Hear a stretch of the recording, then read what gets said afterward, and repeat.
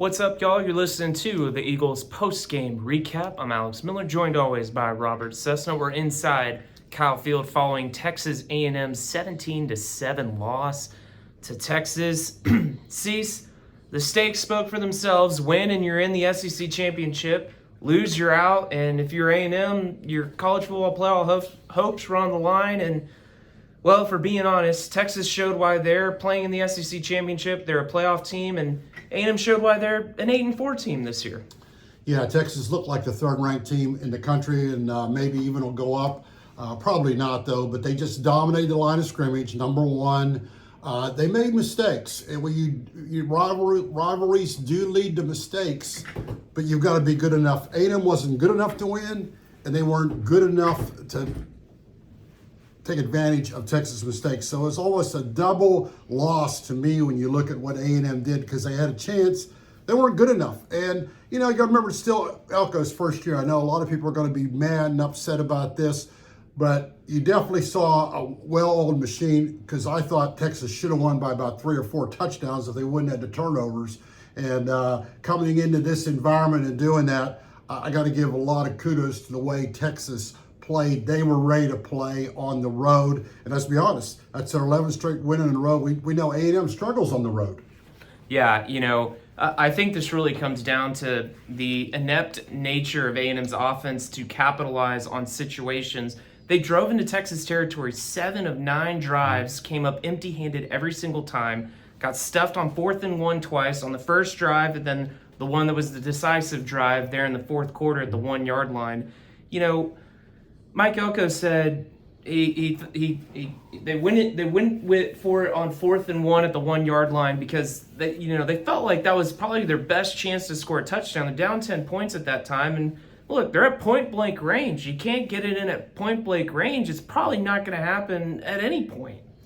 Well, I don't like running when you look at what they did. They were running the ball season low. They averaged 3 yards. So if you know they're going to run the ball, you're going to get what you want, a -2.5. They started at the half-yard line, went back to the 3. And when you got a mobile quarterback, and it's easy to second guess, and if you guys follow me, I always say this: I don't care what you call on 4th or 2nd, 4th and 2, or 3rd and 3, just call the right play. They didn't call the right play. They didn't call the right play last week. They didn't call the right play this week. And they don't have the power or the team to get that, or Texas does. Texas had a guy that ran the ball 33 times, 30 times positive. And they didn't have their best lineman in the second half. But, that once again is A&M's missing parts, but you got to do different things. And to me, what I would criticize them for in the last 2 weeks, they call the same play and it doesn't work. And they're playing, and guess what? Texas is better than Auburn. Yes, they are. Yeah, Amari Daniels, really rough night. 21 yards on 13 carries. Reuben Owens, he came back. We knew he was going to be very limited if he was going to play at all. I think he had 4 carries for 10 yards, and Marcel Reedy had 56 yards. But look, he had the fumble on the last-ditch effort, and they threw the interception on the second drive of the game when really felt like A&M was starting to capture the momentum. Texas, here's what stood out to me too, is that at the beginning of the game, we're listening to the TV broadcast. What does Steve Sarkisian tell Holly Rowe that the Horns needed to do? They needed to play with poise, right?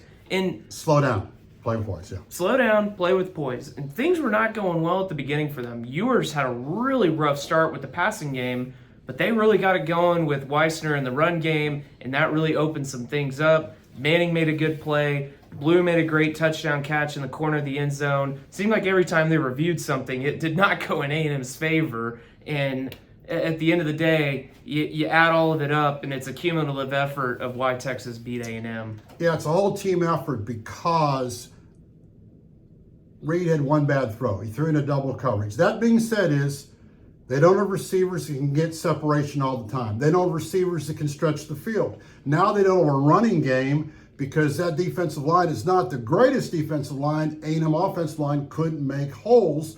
So suddenly it's hard. And then the defensive line is great, but too many missed tackles. Again, we saw missed tackles tonight. We saw secondary problems. They're not that deep, and they are who they are. That being said, you got to take advantage of your mistakes. You got to come up with something. I even looked at one time, I wonder if they'll take a punt, because A&M needs to do something because they're not doing it the normal way. And people are frustrated because they're 8-4. But, you know, when the season started, most of us said 8-4. You know, and Texas is a good team. I know A&M doesn't. They won a conference title last year. They're going to play for one this year, and they got a lot of the same players. Yeah. You know, I wrote in my story, A&M was picked to finish 9th in the SEC to start the season. Correct. You know, they overachieved for most of the season. The way they were able to beat Missouri, just a beat down of a game. The way they came back and beat LSU and just totally unhinged the Tigers in the second half, right? You know, A&M had everything in front of them. They had South Carolina and Auburn on the schedule, which we now know South Carolina turned out to be a lot better of a team than they were on November 2nd. But the fact of the matter is, Mike Elko said it best. This finish is going to haunt them for a long, long time. And yes, we all expected A&M at the beginning of the season to go 8-4, but it's the way that they got to 8-4 that makes it hurt the most for the Aggies. And actually, the loss to me hurts more than if they lost 24-3 or 31-3, because we've all been around football enough, whether you're a Rider fan, whatever. The block punt, I said, A&M's going to score here. Whether it was a touchdown or field goal, it's going to be a one-score game. Texas is going to start feeling the pressure. A&M couldn't do it. A&M was 19 yards away. You got to score right then. You got to, whether it's a field goal, and I don't have any problem going for the touchdown, but get it. You have to score there. That was tough. I think it's tough for all Aggies to handle. You're at home. Texas is reeling a little bit. Maybe they should have gone for the home run off the bat, you know, or take Reed out. Take a shot play. It didn't work. It didn't work. And this is what a rivalry's about, because that's going to suck for A&M. Just like when they lost here 13 years ago, when they blew a double-digit lead. Because Texas was the one that came back and took advantage of A&M, you know. And this is what makes rivalry. This hurts twice as much. They didn't play Missouri, or they didn't lose to Auburn. They didn't lose to South Carolina. They lost to Texas. They lost to Texas. And they lost a bad way to Texas. Well, hey, it has been a long, crazy season from the get-go. You know, I asked Mike Elko, does he feel like this program's in a better spot than it was a year ago? And he said, without a doubt, it's a night and day difference. Where do you think this program is, and where do you think this program's going? Well, today's a dark day, because in college football has changed so much because you bring in so many transfers. You see what the difference is. A&M had to really restock. They're too deep with the transfers. You take Texas, they brought in transfers to fill holes, wide receiver, things like that. And Mike Elko needs to get there, because we live in the era of transfers. He's got to go out and find him some receivers that can get separation. He's got to find them better secondary people.